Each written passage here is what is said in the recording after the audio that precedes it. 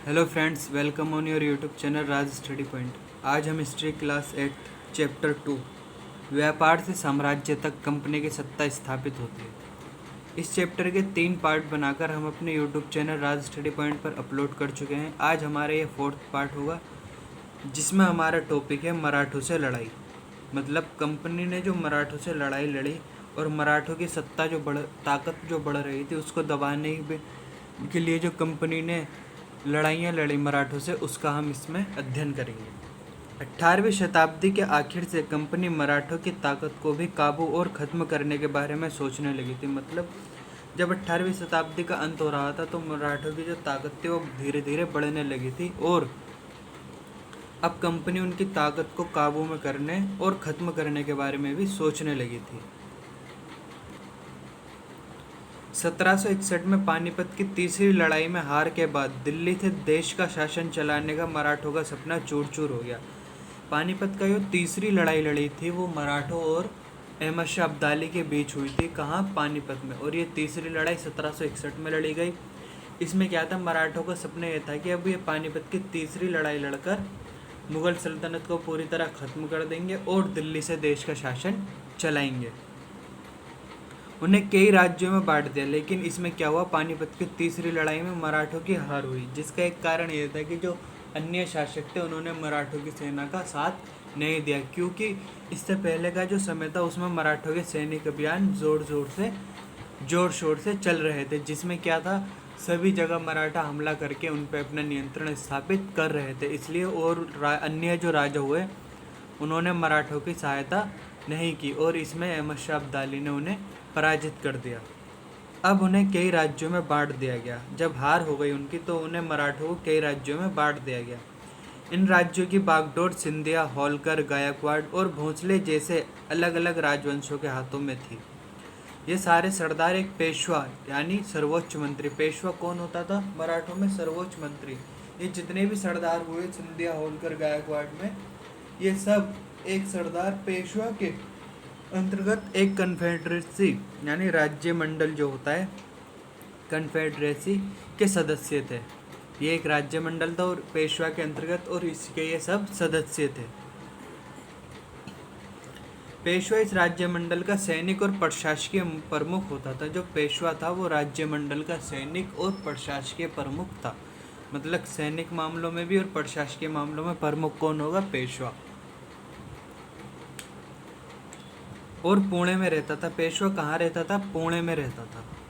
महादजी सिंधिया और नाना फडणवीस 18वीं सदी के आखिर के दो प्रसिद्ध मराठा योद्धा और राजनीतिक थे। महादजी सिंधिया और नाना फडणवीस जो थे वो 18वीं शताब्दी के आखिर में दो प्रसिद्ध मराठा योद्धा और राजनीतिक थे। एक के बाद एक कई युद्धों में कंपनी ने मराठों की घुटने टेकने पर मजबूर कर दिया। अब कंपनी के साथ जब मराठों के युद्ध हुए, यहाँ हम ब्रिटिश ईस्ट इंडिया कंपनी की बात कर रहे हैं, उसके साथ जब मराठों के युद्ध हुए तो अब कंपनी मराठों को मात देने लगी और उन्हें घुटने टेकने पर मजबूर कर दिया। पहला युद्ध जो हुआ कंपनी और मराठों के बीच, वो 1782 में सालबाई संधि के साथ खत्म हुआ। इस युद्ध में क्या हुआ, दोनों में से कोई भी पक्ष ना तो जीता और ना ही हारा। दूसरा अंग्रेजों के साथ युद्ध हुआ मराठों का 1803 से लेकर 1805, जिसमें कई मोर्चों पर लड़ाई लड़ी गई। इसमें क्या होता है, इसका नतीजा यह हुआ कि उड़ीसा और यमुना के जो उत्तर में स्थित आगरा व दिल्ली सहित कई भूभागों पर अब अंग्रेजों का अधिकार हो चुका था, दूसरा अंग्रेज मराठा युद्ध के कारण।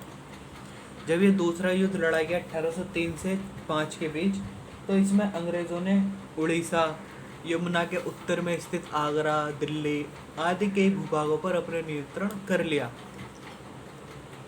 और तीसरा युद्ध हुआ अंततः 1817 से 19 में।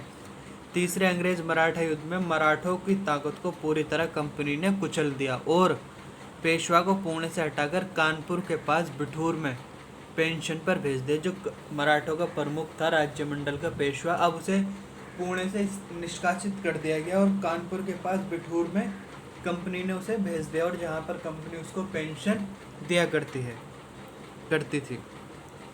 अब विंध्य के दक्षिण में स्थित पूरे भूभाग पर कंपनी का नियंत्रण हो चुका था। मतलब विंध्य पर्वतमाला जो है उसके दक्षिण में मराठों का नियंत्रण था, तो अब जब मराठा युद्ध हार गए तो कंपनी का नियंत्रण स्थापित हो चुका था। सेकंड टॉपिक है बच्चों हमारा सर्वोच्चता का दावा। सर्वोच्चता यानी सबसे ऊपर, इसका दावा करते हैं कंपनी ने ये दावा करा कि उसकी जो सत्ता है वो सर्वोच्च है, सबसे ऊपर है। उपरोक्त विवरण से स्पष्ट है कि 19वीं सदी की शुरुआत से ही कंपनी क्षेत्रीय विस्तार की आक्रामक नीति पर चल रही थी। जो कंपनी क्षेत्रीय विस्तार करना चाहती थी वो कंपनी की जो नीति थी आक्रामक थी, मतलब या तो आसपास के इलाकों में आक्रमण करके कंपनी वहाँ, या फिर धोखाधड़ी से उनका राज्य ले लिया करते थे। लॉर्ड हेस्टिंग्स जो 1813 से 23 तक गवर्नर जनरल रहे के नेतृत्व में सर्वोच्चता की एक नई नीति शुरू की गई। लॉर्ड हेस्टिंग्स के नेतृत्व में सर्वोच्चता की एक नई नीति शुरू की गई।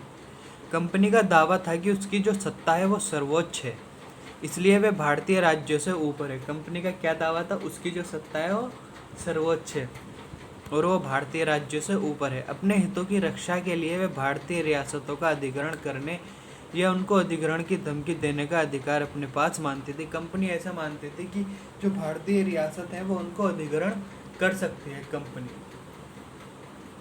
ये सोच बाद में अंग्रेज़ों की नीतियों में भी दिखाई देने लगी। कंपनी की यही सोच अंग्रेज़ों की नीतियों में भी दिखाई देने लगी थी, लेकिन ये प्रक्रिया बेरोक-टोक नहीं चली। उदाहरण के लिए जब अंग्रेज़ों ने कित्तूर, फिलहाल ये अब कर्नाटक के एक छोटे से राज्य को कब्जे में लेने का प्रयास किया, तो कित्तूर की जो रानी है चेन्नम्मा, उन्होंने हथियार उठा लिए और अंग्रेज़ों के खिलाफ आंदोलन भी छेड़ दिया।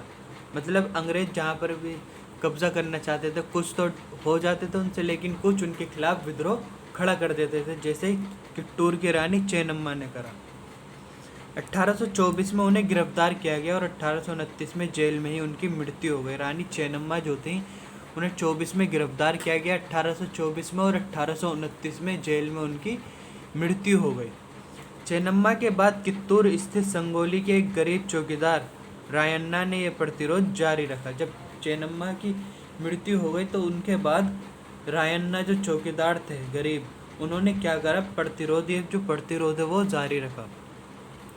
चौतरफा समर्थन और सहायता से उन्होंने बहुत सारे ब्रिटिश शिविरों और दस्तावेजों को नष्ट भी कर दिया था। आखिरकार उन्हें भी अंग्रेज़ों ने पकड़कर 1830 में फांसी पर लटका दिया। प्रतिरोध के ऐसे कई उदाहरण भी आप इस किताब में आगे पढ़ेंगे।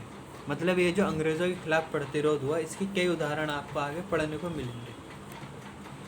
1830 के दशक के अंत में ईस्ट इंडिया कंपनी रूस के प्रभाव से बहुत डरी हुई थी।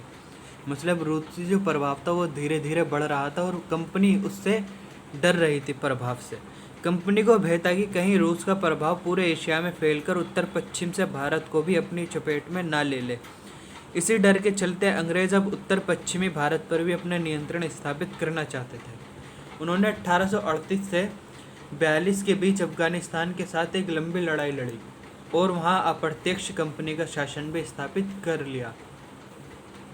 1843 में सिंध भी कब्जे में आ गया। इसके बाद पंजाब की बारी थी। मतलब सिंध को कब्जे में करने के बाद कंपनी ने पंजाब का रुख करा और 1849 में अंग्रेज़ों ने पंजाब का अधिग्रहण कर लिया।